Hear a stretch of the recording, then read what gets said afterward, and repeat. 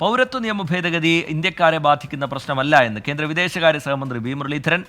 പൗരത്വ നിയമം ചർച്ചയാക്കുന്നത് കോൺഗ്രസും CPIM-ഉം ചേർന്നുള്ള ഇന്ത്യ മുന്നണിയുടെ അജണ്ടയാണ്. ദേശീയതലത്തിൽ കോൺഗ്രസ് അസ്തമിക്കുകയാണെന്നും വി മുരളീധരൻ പറഞ്ഞു. അദ്ദേഹത്തിന്റെ പ്രതികരണത്തിലേക്ക്.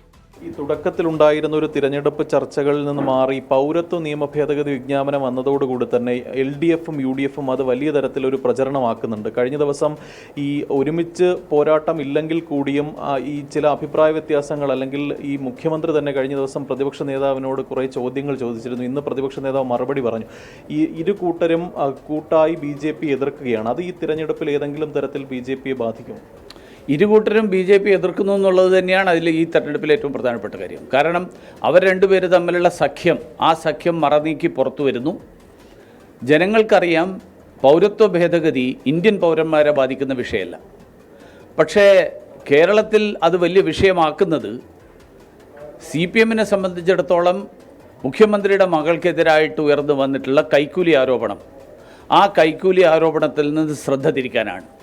പ്രതിപക്ഷത്തിന് ഒളിഞ്ഞും തെളിഞ്ഞും മുഖ്യമന്ത്രിയുമായിട്ടൊരു ധാരണയുണ്ട്.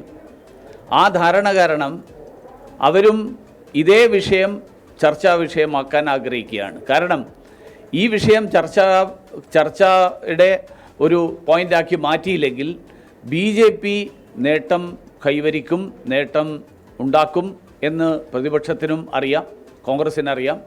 അതുകൊണ്ട് കോൺഗ്രസ്സിനെ സംബന്ധിച്ചിടത്തോളം കോൺഗ്രസും CPM-ഉം ചേർന്നിട്ടുള്ള ഇന്ത്യ മുന്നണിയുടെ അജണ്ടയാണ് ഈ പൗരത്വ നിയമം ചർച്ചയാക്കുക. വരും ദിവസങ്ങളിലും ഇത്തരത്തിലൊരു ഒഴുക്ക് തുടരും. അത് ഈ BJP ക്യാമ്പിൽ എത്രത്തോളം ആത്മവിശ്വാസം നൽകും?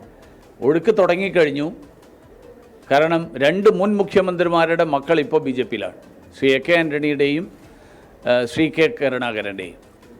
കോൺഗ്രസ്സിൽ സമീപകാലത്തുണ്ടായിട്ടുള്ള രണ്ട് പ്രമുഖ നേതാക്കന്മാരാണ് അവർ. അപ്പോൾ അവരടക്കം BJP-യിലേക്ക് വരുമ്പോൾ അവർ കോൺഗ്രസ് കുടുംബം, അവരുടെ ജന്മം തൊട്ട് കോൺഗ്രസിൻ്റെ ഭാഗമായിരുന്ന ആൾക്കാരാണ്. അതുകൊണ്ട് കോൺഗ്രസ്സിന് ഇനി കേരളത്തിൽ ഉൾപ്പെടെ പ്രസക്തിയില്ല.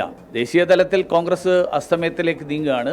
കേരളത്തിൽ ഉൾപ്പെടെ പ്രസക്തിയില്ല എന്ന് വ്യക്തമായിരിക്കുന്ന സാഹചര്യത്തിൽ CPM ദുർഭരണത്തിനെതിരായിട്ട് ശക്തമായിട്ട് എടുക്കാൻ കഴിയുന്നത് ഭാരതീയ ജനതാ പാർട്ടിക്ക് മാത്രമാണ് എന്ന് കോൺഗ്രസ്സുകാരടക്കം തിരിച്ചറിഞ്ഞുകൊണ്ടിരിക്കുന്നതിൻ്റെ ഭാഗമാണ് ഈ ഒഴുക്ക്. വരും ദിവസങ്ങളിൽ അത് കൂടുതൽ വർദ്ധിക്കും.